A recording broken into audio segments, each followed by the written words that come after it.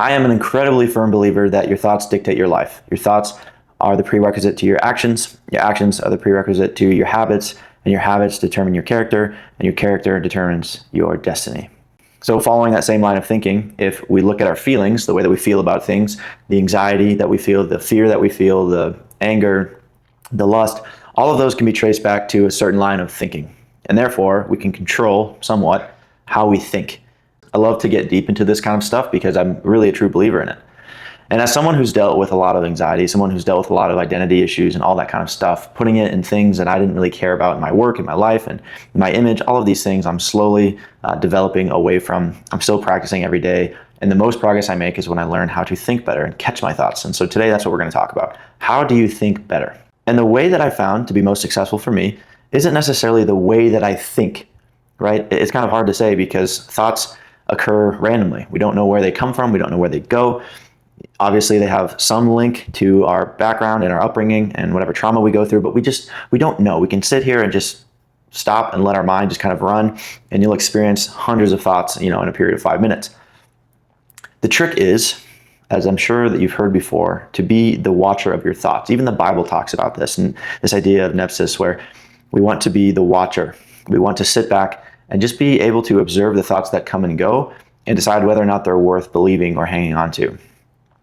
Now, using this kind of technique, some people call it like watching birds in the sky or watching clouds in the sky. I like to think of it like if I plug my brain into a computer screen and it typed out all the thoughts that I'm seeing on a daily basis, and I can kind of choose which ones to delete or choose which ones to keep or save. Whatever way you want to think about it, your conscious being is observing the thoughts as they come by through your head, right? Because if you can think about it, they're not you. If you can notice them, that means they're not you, right? You're this deeper level of consciousness that can observe these thoughts. So that being said, if we can remember that, if we can practice that, then we can stop ourselves from clinging on to these thoughts. I also heard this idea from a Catholic priest where he talked about our thoughts kind of being like a garden. If inside of your head you have all of these thoughts that you plant as seeds, the ones that you pay most attention to and give the most effort to are the ones that grow. And if we think about it that way, if there's certain thoughts in our lives like that we're not enough, or that maybe we fear being rejected, and some of these deeper, innate, real fears that we have that we continue to compound and grow over time, we can do the same thing with positive thoughts. And I am a testament to that. For the past 2 years, since I started getting more involved in the way of thinking, I've planted certain seeds in my brain that I've tried to spend more time with. Some of those being like just confidence, trusting myself, liking my life, being grateful, right? And that's where they talk about being grateful. You can't just sprinkle gratefulness out there. You have to really put some effort into it and really pay attention to it and really practice it for it to do anything for you.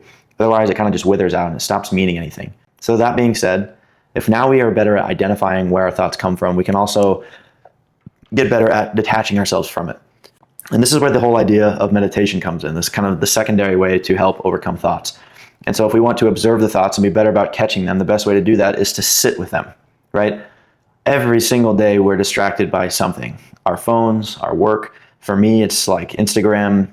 I find myself on YouTube. I find myself constantly wanting to watch something or look at something to distract myself from what's going on inside of my head.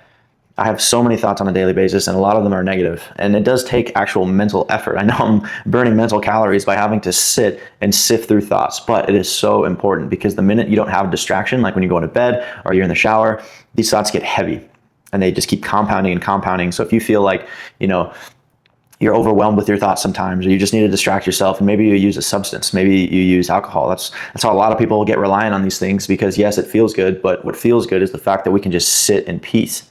Because we're not thinking, right? The alcohol has kind of destroyed our thoughts, or the weed has kind of taken away these thoughts. And so in the same way, meditation allows you to sit with your thoughts completely. And the reason we want to do that is because the more time we spend in there, the more we can kind of take out all of the bad stuff. So if I'm noticing in my meditation that a lot of my thoughts that come through about, man, I should be further ahead in my life, I should be working harder right now, I should be doing this, I should be doing that, I can identify which ones I actually want to stick with. Okay, I'm going to take that I want to work harder. Yes, I know I have goals and dreams I want to accomplish, but the fact that, maybe I'm not enough or I'm worthless right now, let's just get rid of that one. That one can just keep going, let it go. And slowly over time, you'll start to clean up your garden. You start to clean up your plate a little bit. And the outcome is that you have a better sense of self. You have a clearer direction.